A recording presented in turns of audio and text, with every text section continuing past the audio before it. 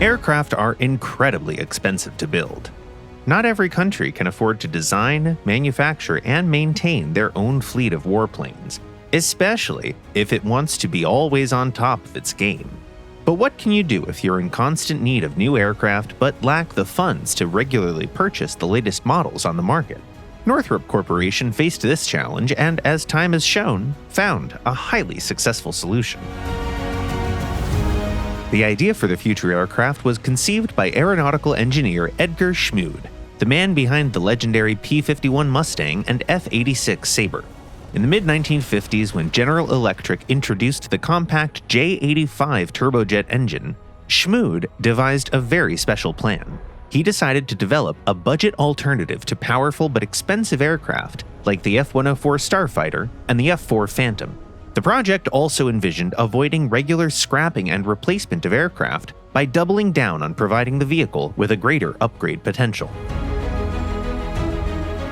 Schmude and his team spent 3 years bringing the concept to life. The first prototype was an aircraft designated as the T-38 Talon, the first supersonic trainer in history.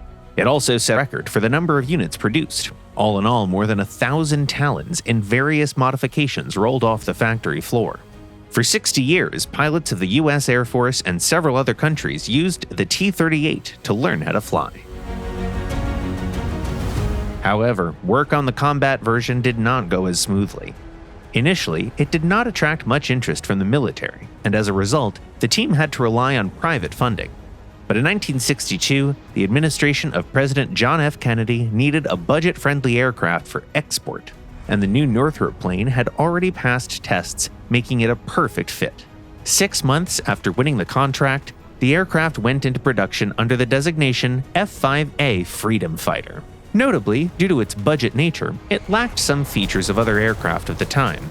For example, it was equipped with only very basic avionics, and it was not meant to be fitted with either a radar or Sparrow missiles, just to cut costs.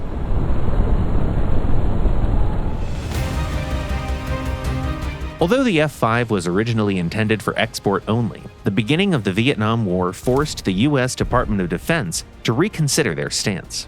Some aircraft were deployed to the front and modified for combat duty. They were given stronger armor, as well as probe and drogue aerial refueling equipment. Modified aircraft were redesignated F-5C. Despite its modest combat load and limited combat radius, it proved to be an excellent ground attack aircraft due to its reliability and maneuverability. A new phase in the evolution of the series began in 1970, when the US decided to hold another competition for a low-cost export aircraft, and Northrop once again had something very special to offer. Over the years, the company's engineers had closely watched how their aircraft were being modified in other countries. Those borrowed ideas as well as combat experience from the Vietnam War allowed them to develop an effective modernization plan, resulting in the F-5E Tiger II. The suggested upgrades were nothing short of comprehensive. Improved dynamics due to increased engine power, faster acceleration and climb rates, larger fuel tanks for longer range, and the installation of radar, which expanded the list of weapon systems that the aircraft could use. The engineers also made sure that the aircraft didn't lose any of its maneuverability by specifically giving it a bigger wing. Then, in the latter half of the 1970s, Northrop created the F-20 Tigershark, the most advanced version of the F-5. It differed significantly from the base model with its new nose shape, multi-mode radar, and much more powerful engine. However, despite those improvements, the aircraft lost out for foreign sales against the F-16 and ultimately remained nothing more than just a prototype.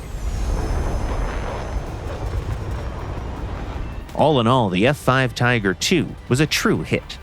Production of the aircraft in various forms continued for nearly a quarter of a century, with a total of 2,603 units made. They were in service with more than 30 countries, and in some they still are. The Tiger II even played a fictional MiG-28 in a movie. Ever heard of Top Gun? The famous fighter's also available in War Thunder, where several Tigers are waiting for you at the highest ranks of the aviation tech tree. What do you think of this legend? Share your thoughts in the comments below.